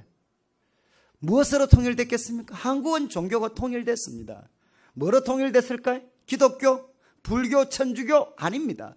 무슨 종교로 통일됐느냐? 대학교로 통일 끝났어요. 여러분, 좋은 대학교를 가기 위해 여러분 교회 바치는 헌금, 저도 우리 애들 다 대학거든요. 다 들어갔지만요. 좀 죄송합니다. 교회 드리는 헌금 많다고 하지만 애들 가요에 비하면 이거는 푼돈입니다. 그렇지 않아요? 한국 사회는 여러분 정말 대학교가 종교 통일이 됐어요. 대학교를 위해서는 무엇이든지 다 드릴 수 있습니다. 그러니까 여러분, 잘생긴 소위 인류대학 나온 사람들 어떻게 할까요? 소위 말해서 못 배운 사람 보면 이건 인간이 아닙니다. 한국 사회가 학벌 사회잖아요. 학벌이 없으면 이거는 사람 취급을 못 받아요. 그러니까 이제 학벌이 별로 안 좋은 사람들, 학벌 좋은 사람 보고 뭐라고 이야기하겠습니까? 학벌 좋은 놈 중 인간 같은 놈 하나도 없다. 성격 제대로 된 애가 없다. 잘생긴 애 없다. 대항 이데올로기를 만들어요. 여러분 한번 보시죠. 제가 한번 묻겠습니다. 정말 학벌 좋은 사람들, 예수님의 십자가 보고 뭐 인정해야 될까요? 뭐 인정해야 되겠습니까? 이 학벌 가지고 안 됩니다. 학벌 가지고 못 들어가요. 이해하시겠어요? 이거 인정하지 않으면 우리는 주님을 만날 수가 없어요. 이 학벌이 나를 구원해 주는 것이 아니라 바로 예수님의 십자가, 부활의 능력이 저를 구원해 줄 수 있습니다. 학벌 가지고 안 됩니다. 그래서 여러분, 학벌이 좋으신 분들은 이분도 예수님을 자랑해요. 그리고 학벌이 없는 분들이 있어요. 이분들은 어떻게 해야 되겠습니까? 없어도 괜찮아요. 예수님이 우리에게 지혜가 되시고 의로움이 되시고 구속감이 되시고, 우리 속에 누가 계시느냐? 지혜와 총명의 신 성령님이 계셔요. 그 성령님이 하나님의 지혜를 우리에게 주시기 때문에 괜찮아요. 예수님 학벌 없어도 괜찮아요. 그리고 여러분, 이제 외모잖아요. 외모. 한국은 못생기면 태어날 때부터 구박받습니다. 그리고 지금 진품이 뭔지 아무도 몰라요. 여기 앉아 계시는 분도 사진 볼 때마다 놀라시잖아요. 예? 여러분이 여러분 자주 이렇게 얼짱이신 분들, 그리고 몸짱이신 분들, 예수님의 십자가 보고 뭐 인정해야 될까요? 다시 우리 어렸을 때 불렀던 노래 뭐라고 했죠? 어여뻐도 못 가요 하나님 나라. 이거 여러분 잘생긴 사람들은 수백 번 수천 번 불러야 돼. 왜? 이게 사람들 속에 얼마나 많은 그런 어떤 독선과 자존심을 만들고 있는지 몰라요. 여러분, 어여뻐도 못 갑니다. 그렇지만 못생긴 분들, 저와 같이 못생긴 분들 어떻게 해야 되겠어요? 못생겨도 괜찮아요. 예수님으로 충분해요. 그리고 여러분, 이 외모보다 성령 하나님이 주시는 아름다움이 있습니다. 여러분, 그러니까 교회는 어떤 곳이죠? 인간이 만든 차별의 벽이 있습니다. 그게 때로는 율법일 수도 있고요. 그리고 때로는 돈일 수도 있고, 때로는 학벌일 수도 있고, 외모일 수도 있고, 지방색일 수도 있습니다. 그러나 여러분, 교회는 어떤 곳이죠? 바로 예수님 한 분을 자랑하는 공동체. 인간이 만든 모든 차별의 벽들이 깨트려지고 예수님 한 분만을 자랑해서 바로 평화가, 정말 이 평화는, 여러분 혹시 여러분 집에 평화가 있으신가요? 제가 우리 청년들 보고, 야 요즘 너희 집에 평화롭냐? 그럼 애들이 평화롭습니다. 그래 야 뭘 근거로 그래 이야기하냐? 그럼 애들 하나같이 이야기해. 요즘 덜 싸우십니다. 이렇게 이야기해. 우리 한국 사람들은 뭐냐? 안 싸우는 게 평화입니다. 안 싸우는 게. 여러분, 여러분 교회가 평화로우신가요? 안 싸우면 평화로운 거잖아요. 성경이 이야기하는 평화는 뭐냐? 내면의 적대감이 무너지는 겁니다. 내면의 적대감이 무너져서 서로를 존경하고 기대하고 사랑하는 마음으로 뜨겁게 결합되어져 있는 상태. 이게 뭐냐? 바로 평화입니다. 평화. 사랑하는 성도님들, 제가 이제 오늘 교회는 어떤 곳이죠? 그런데 이런 교회가 지금 어떤 모습이 됐습니까? 조금만 잘하면 띄워주잖아요. 저 집에 서울대 들어갔대. 그리고 저 집 5분에 뭐 대박이 났대. 아파트 몇 채 팔아 5분에 돈 끌었대, 돈. 그리고 또 애들한테 5분에 뭐 학벌이 어떻게 됐대. 그리고 제 얼굴 안 봐. 쟤 한 5천만 원 들었대. 완전 새 사람이야. 뭐 이런 이야기 막 하는 거야, 이런 이야기. 그리고 교회 오면 이런 거 없는 사람들은 설 자리가 없어요, 설 자리가. 여러분, 교회가 언제부터 예수님을 자랑하는 것이 아니라 예수님이 무너뜨리셨던 그 중간에 막힌 담을 자랑해서 교회만 오면 올수록 사람들 사이에 벽은 더 높아지는 거예요. 벽 두꺼워지는 거예요. 저는 교회에서 저희 집이 어려워졌기 때문에, 저희 집이 정말 경제로 어려웠기 때문에 사람들의 눈초리가 있어요. 눈초리. 아니, 교회 열심히 섬긴다고 하지만 되는 일 하나도 없잖아. 뭔가 저 사람은 사람들의 눈에 가려져 있지만 하나님만 알고 계시는 엄청난 죄를 진 것 같아. 그런 눈으로 우리들을 바라봤어요. 여러분, 대학생들, 우리 고등부들 한번 보십시오. 그렇게 열심히 교회 다니다가 대학교 수능 같은 거 줄 때 한번 미끄러져 보십시오. 애들이 교회를 못 나요. 왜 그렇습니까? 실패했으면 더 와서 열심히 기도해야 되는데 왜 못 오느냐? 애들한테 물어보십시오. 사람들의 눈초리를 못 견디겠다는 거예요. 아니, 마치 내가 엄청난 죄인인 것처럼, 마치 자기 관리도 제대로 못하는 문제처럼 어느 순간에 그렇게 나보고 신앙 좋다고 그랬는데 갑자기 떨어지고 나니까 이 세상에 교회 골칫덩어리가 되어 있더라는 거예요, 자기가. 여러분 보십시오. 교회는 어떤 공동체입니까? 사람이 만든 모든 막힌 담, 세상이 만든 모든 차별의 벽들, 그것이 예수 그리스도 이름으로 깨트려지고, 여러분, 모든 사람들이 어떻게 됩니까? 하나님 안에서 한 가족이 되고, 그리고 또 하나님의 가족이 되고, 그리고 하나님 나라의 시민이 되고, 성전이 있습니다. 그 성전의 당당한 구성원이 되는 거죠.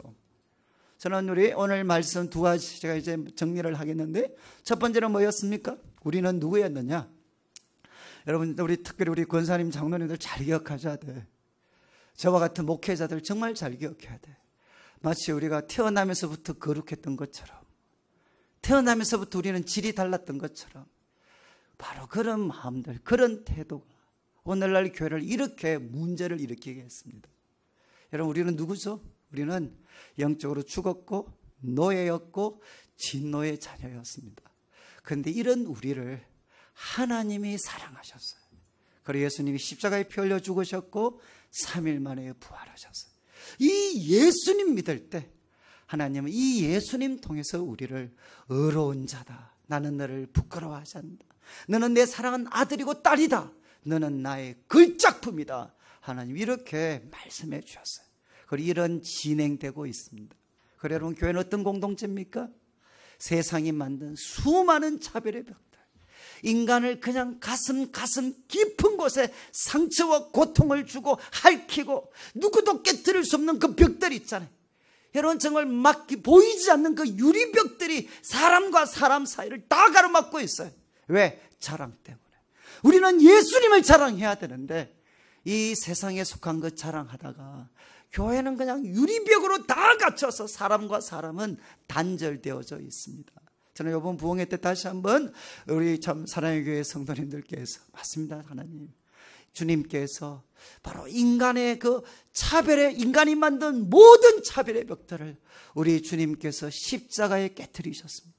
하나님, 저도 우리 교회 모든 성도님들도 이제는 예수님 자랑하게, 예수님만 자랑하게 하셔서 하나님, 우리 교회가 정말 평화가 넘치게 하시고 서로를 존귀하게 대하시고. 제가 한 가지 말씀드리겠는데, 제가 이제 어렸을 때 저도 아들만 둘인데, 이제 우리 애들을 위해서 애들이 막 새로운 로봇만 나오면 다 사잖아요.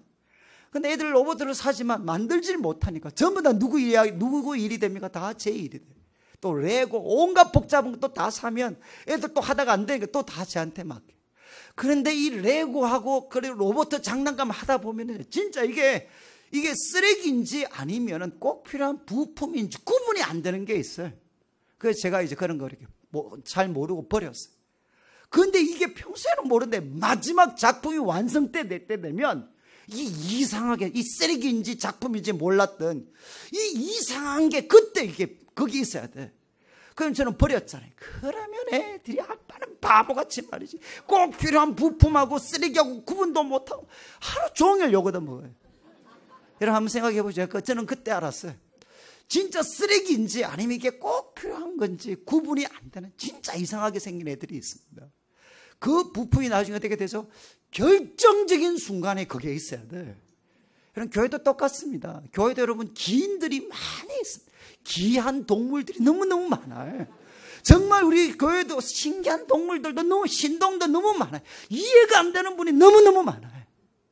그럼 어떻게 해야 되겠습니까? 그런 분들 어떻게 돼야 되겠어요?